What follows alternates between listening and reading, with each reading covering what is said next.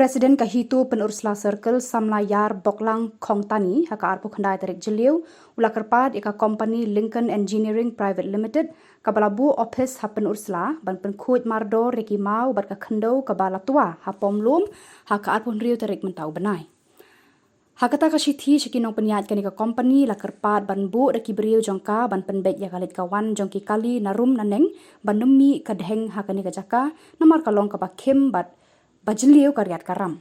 Lakun turu ya kanika company ban pha ya kibreu ban pet ngor haka por slap banum don kanu ka jing tua kensan ki mau bat ka khendo haki jaka penhe surok kumba kala jia dangshen haka ba ka kali kala sha ban ha umau bat arngut kibreu kila mensau.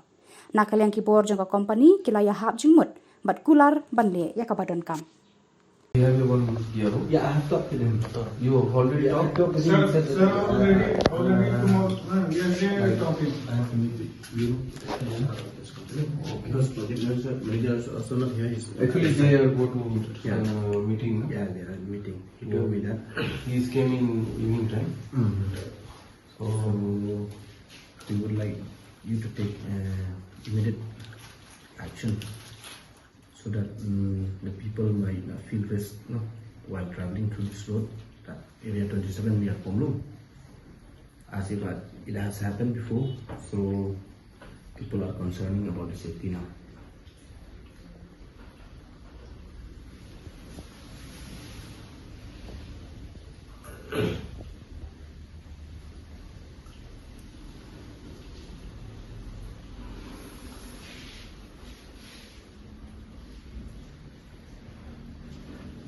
पुरुषोत्तम जी, एक फोटो ले लीजिए हमारे साथ सबका, है ना?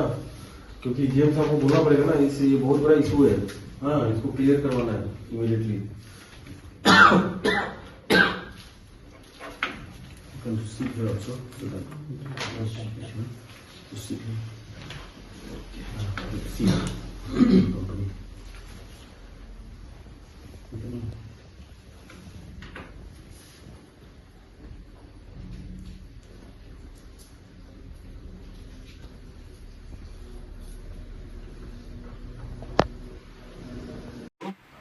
Ni nak kalian set action PO Pynursla Circle nilai yo belibu kawai kiti ang tiga company kabukatreng ka Lincoln Engineering PVT kemudian ang ya Pynursla kabukatreng ya kani surap ke kiti kemudian halor ke jing ajingmut suggestion ya kati company halor ketiga jingja kabija ka pundiu trik rai bandriu arja apsau aku ba pila beli baladon jing tua jong ketiga jaka hak bawi kawai kali kala juga dia nak liang reseng nila pa bat Pynkhuid bahai ketiga jaka terpom ke bedai bana keju upor ru nila bu kata suggestion ba kini ban bu ya kita traffic hi beliau jong ke company bakin Peit hak ketiga jaka nomor ketiga jaka kadi jaka ke bakim bat ke ba nak por sekpor ke don ke jing kali habai gindo bagi kali he kena raseng